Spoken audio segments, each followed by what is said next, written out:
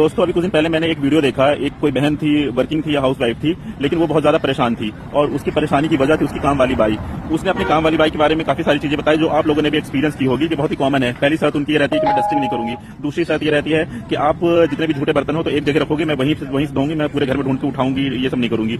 उनकी तीसरी शर्त रहती है कि जितने भी सामान है वो आप अपनी जगह व्यवस्थित करके रखेंगे, मैं जब झाड़ू पोछा करूंगी तो मैं सामान उठा के इधर उधर नहीं रखूंगी, ये सारी आपकी जिम्मेदारी है। फिर उसके बाद उनकी कंडीशंस की लिस्ट लंबी है और वो किस तरह से और ज्यादा प्रताड़ित करती हैं कि जब आपके यहाँ कोई गेस्ट आने होंगे और उनको पता है तो वो पहले से कोई कहानी सुना देंगी कि मैं इस दिन छुट्टी पर रहूंगी, मैं इस दिन नहीं आ पाऊंगी। कोई त्योहार है तो उसके लिए वो पहले से ही कहानी सुना देंगी और वो गायब हो जाएंगी, यानी वो उन्हें भी गाँव जाना है या उनका कुछ भी हस्बैंड बीमार है या हस्बैंड बेवड़ा है, वो जेल में चला गया था, तो ऐसी कहानी सुना देंगी। कुछ उसका बेटा है वो किसी लड़के के चक्कर में है, उसकी बेटी किसी चीज के चक्कर में है, ये उल्टी सीधी ऐसी कहानी सुना देंगे आपको कि आपको अंदर से गिल्ट फील होने लगेगा कि मैं इसको क्या ही सोच रही थी, क्या ही, यानी आप अपने आप ह्यूमन फील करने लगेंगे। ऐसी कहानी आपको सुनाई जाएंगी।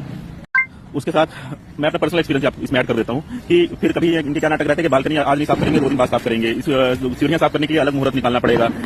उसको आपको पर्सनली ज्ञान देने लगते हैं कि ये गेस्ट आपका अच्छा था, वो रिश्तेदार आपके अच्छे हैं, वो अच्छा था, वो दोस्त आपका था, वो अच्छा था, ये बुरा था, ये वो आपको आपकी पर्सनल टॉपिक पे, अपने पर्सनल रिलेशन में, आपकी पर्सनल चीजों पे ये जो है तो अपनी टांग अड़ाने लग जाते हैं। इतने यानी ज्ञानी अपने आप को समझते हैं काम वाली बात।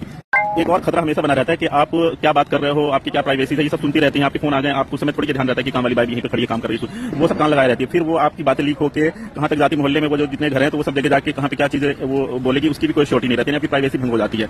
अच्छा, उसके बाद ये बहुत ही सीरियस बात, आप सुनिए मुद्दे की बात जो मैं कहना चाहता हूँ। अभी हमारे मोहल्ले में, यानी मैं जहाँ पे रहता हूँ वहाँ पे 400 घर हैं कॉलोनी के अंदर, और अभी एक घर में 14 लाख रुपए की चोरी हो गई थी। और वो चोरी 14 लाख रुपए, पहली बात तो आज के जमाने में कैश कोई रखता नहीं है। किसी ने अगर किसी काम से किसी को लेने देने के लिए निकाला होगा कैश, तो चोर को कैसे पता चल गया कि इसी घर पे जो है तो कैश है। और मुझे तो देखो साफ साफ डाउट होता है कि ये कौन हो, काम वाली बाइयों को सब पता रहता है कि किसके घर में कैश आने वाला है, किसका कैश कहाँ पे रखा रहता है, चाबी कहाँ पे रखी रहती है, कैमरा कहाँ पे लगा है, कहाँ पे नहीं लगा है। ये कहीं ना कहीं चांसेस है कि काम वाली बाई ने ही चोरों से किसी से जुड़ी हो, मिली हो, किसी ग्रोह से जुड़ी हो, वो पर्सनल इन्फॉर्मेशन दे रही हो। तो ये एक चीज मुझे बहुत ही हिला देने वाली लगी कि काम वाली बाइयों को बहुत सतर्क रहने की जरूरत है, काम वाली बाइयों से। उसके साथ ही साथ मैं एक एडिशनल जो बहुत ही नॉर्मल चीज है, समझना कोई भी समझ सकता है, बहुत इजी चीज है कि काम वाली बाई आती है, आधे घंटे काम आपका कर भी देती है, तो आप क्या ही उसमें कितनी एनर्जी बचा लेती हो और कितनी आप थकान से बच जाते हो।